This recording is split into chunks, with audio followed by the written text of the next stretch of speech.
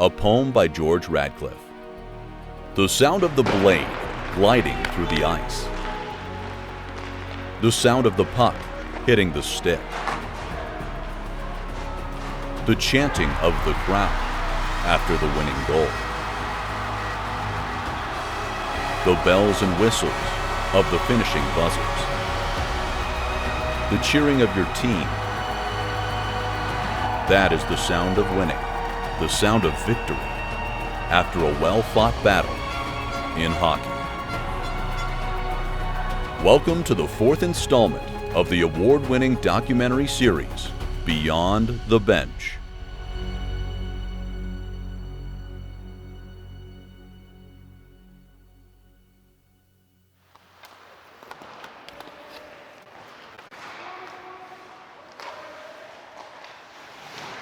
The Helena Bighorns are hard at work at training camp. This year's squad has a mix of familiar faces and new ones, all under the watchful eyes of head coach Scott Cunningham and associate head coach Damon Hansen. Team co-owners Jed Snyder and Mike Greene have been busy this offseason, helping the organization from behind the scenes. It's a working partnership, and yes, a friendship, that has lasted nearly 30 years. Ladies and gentlemen, we'd like to welcome the families here tonight, sponsored by Independent Records Family Night, where a family of four gets in for just $10. Welcome to all the families from the Green City Ice Pirates and the Helena Ice Pirates.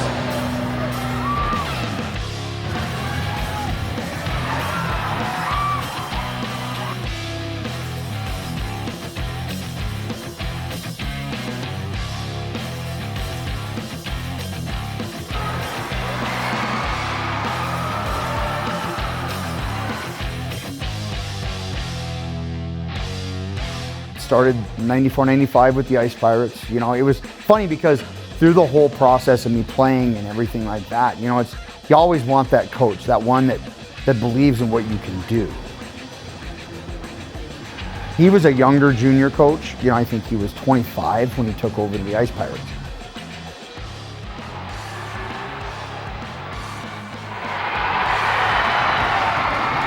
Ice Pirate goal scored by number 17.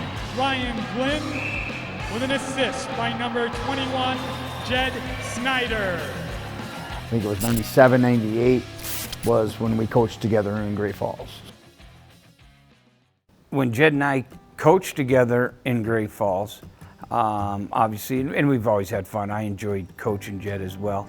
But then, you know, he was going to go to school and take another path, which I completely encouraged, and we'd always stayed in touch through the years. And then, you know, about 6 years into my hockey career, I had to make a decision. I was 30 years old. What am I going to do here? Am I going to keep going with this hockey thing or not? I decided not to. I was getting married and we wanted to have a family, and so I decided I was, for some reason, going to jump in the hotel business. I had a friend that I met in Great Falls, and she had helped my path in the hotel business, and I spent almost 23 years doing that. I ended up becoming a saturation diver, an underwater welder.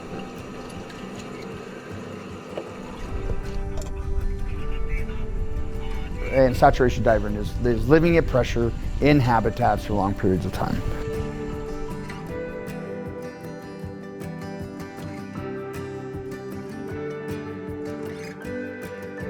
And man, I just was all over the world, you know, working for oil and gas companies, 41 countries.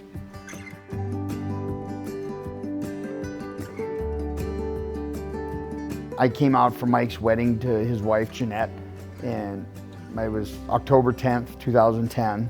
It's the same year as my parents' anniversary, so you can't forget it.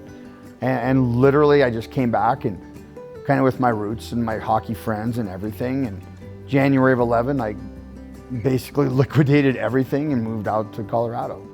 I was actually getting ready to buy a new house, and I said, well, I'm looking for somebody to rent this one. And he said, what would you think? He said, I can work anywhere. I said, I think it'd be awesome. I think it'd be awesome. And I said, you could get back into the hockey world, get back to playing, you can help me coach. You know, I'd always been coaching hockey.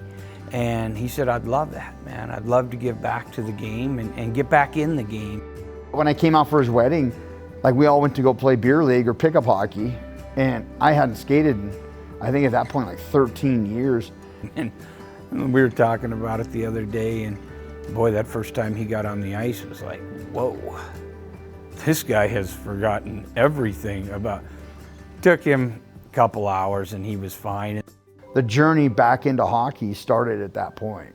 And he became kind of our strength and conditioning coach for our older players in our hockey club, and it was a lot of fun, and he did a great job.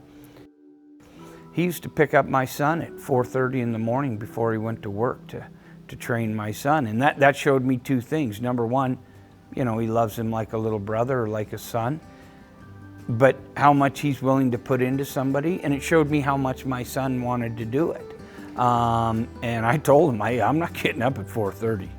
You guys want to do this is on your own, but that's just how Jed is. If you're willing to give him everything you got, he's going to give you everything he's got. Man, just jumped right into the coaching, and like we had plans to coach a team, and I retired from offshore, and we started the 15 AA or 16 AA, 15 AAA hybrid team here with that 01 group, with the Tigers organization. And man, we were really good. And what's funny is that is the group that took the Bighorns to nationals last year. Then of course we venture into the Helena Bighorns, and it's been a lot of work and a lot of fun all the way through it.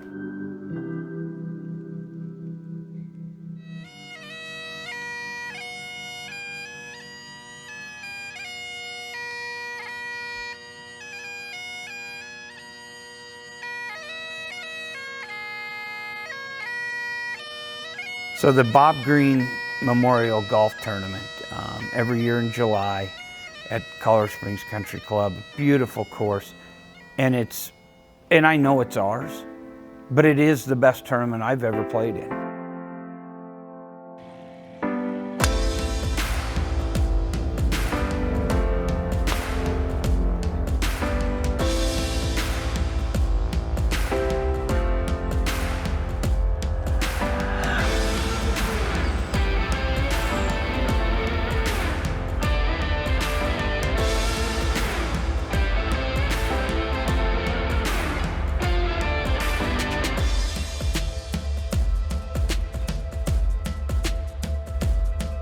Been playing this since I was 12 years old. The Greeners are always wonderful. They invite us every year, and we always have at least two groups in here.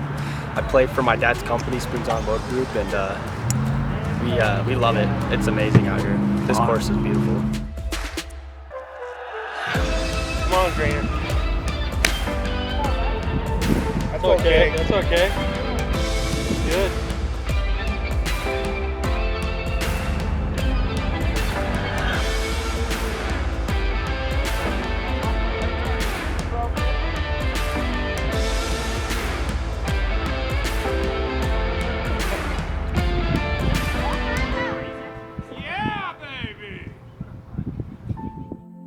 We have probably 40 volunteers. We have 144 players every single year.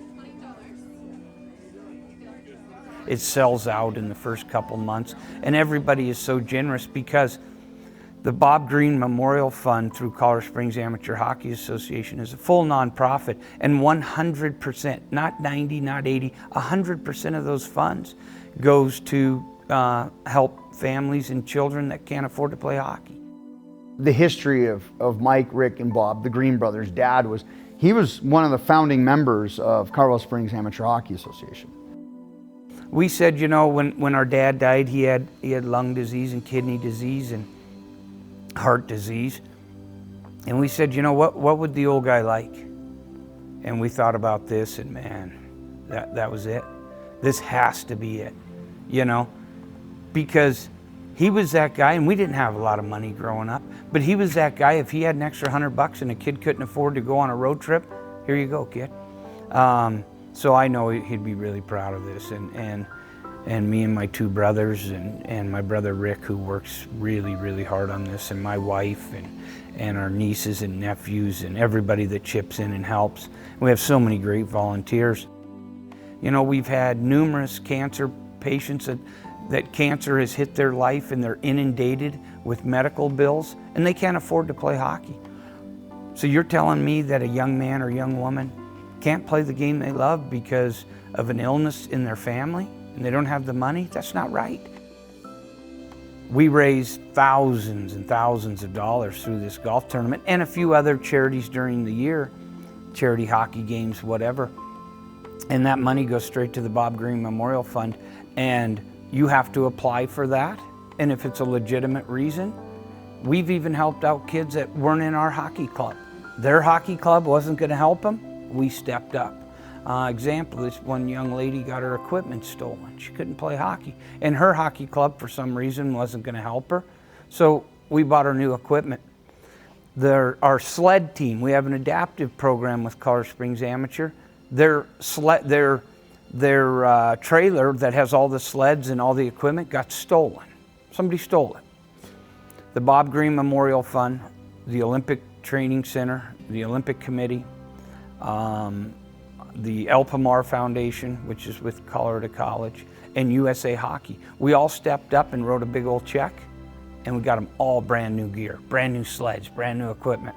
And those people that are already having challenges in their lives can't play because somebody stole their trailer? No way, no way. And so we put a lot of work into this, but you know what? When you get to hand that check over to somebody, that's all the thank you we need. Because you actually never know what's going to happen. So a family could get hit with something, they get money from the Bob Greene Fund. Well, the next thing you know, like because of that, the kid didn't quit. The kid plays for the Tigers. The kid plays for the Bighorns. Next thing you know, the kid's playing in Minot in the North American League. Followed by that, he's playing Division I hockey. All that started from a pivotal moment to where he could still play hockey even though one of his family members was sick. At that point, you change that person's life. And that's what it's about. It is pretty special. So, you know, the players that show up, and it's funny because all the players that show up here played for Mike. But that goes to show you when you're doing things right, you change people's lives. When you change people's lives, they're never going to forget that. Well, my current role, I just started a couple months ago. I got out of the hotel business and I'm the executive director of Colorado Springs Amateur Hockey Association, one of the largest and oldest youth hockey associations in the state. And obviously our higher end guys, or higher end players, we want to find them a place after their journey with the Colorado Springs Amateur Hockey Association with the Junior Tigers is over. Having the relationship, obviously, with the Bighorns, and we've already, just in a year and a half going into our second year with the Bighorns, we've already had a bunch of Tiger kids come through. And part of that is it's a trust thing. You know, I coached them here, Jed coached them here. They maybe went and had some other experiences that didn't go so well. Well, they trust us. And the fans and the businesses and everybody has made the Helena Bighorns such a special thing now that a lot of these guys want to be a part of it. You know, we don't say, hey, once you leave the Tigers, you're going to the Bighorns. No, we're another option just like everybody else. You know, there's nothing in writing. These kids aren't obligated, whatever, but they see what's going on. And I know all these players and they watch all their buddies. A lot of their buddies are playing for the Bighorns, so they follow them. They watch the Beyond the Bench, the award-winning Beyond the Bench episodes, and they see it and they go, man, that would be really cool to be a part of that. Then it's a pretty easy sell after that. But again, we're not trying to steer players away from going here, pursuing this, doing that. No, just like with every other player, we tell them what we have to offer. And then they know with our connection that they can trust in every single thing that we're telling them. Our agenda is about the players. And it started years ago with Mike's father starting this. It started years ago in Helena with the Ice Pirates, and Mike was there, Scott was there, Mike came back to amateur hockey, coached all the way through, I coached with him, buying the Bighorns, running CSAHA, you know, like that's what it's about. And I think the biggest thing for me personally was bringing you here so you can see it, but also so people can understand, like, you know, we're in this for the right reasons. People that want to think otherwise, put your money where your mouth is. You're driving through. Training camp ends with exhibition games against the Bozeman Ice Dogs at the Helena Ice Arena, and a special set of games in Minot, North Dakota against NAHL Tier 2 Minot Minotaurs.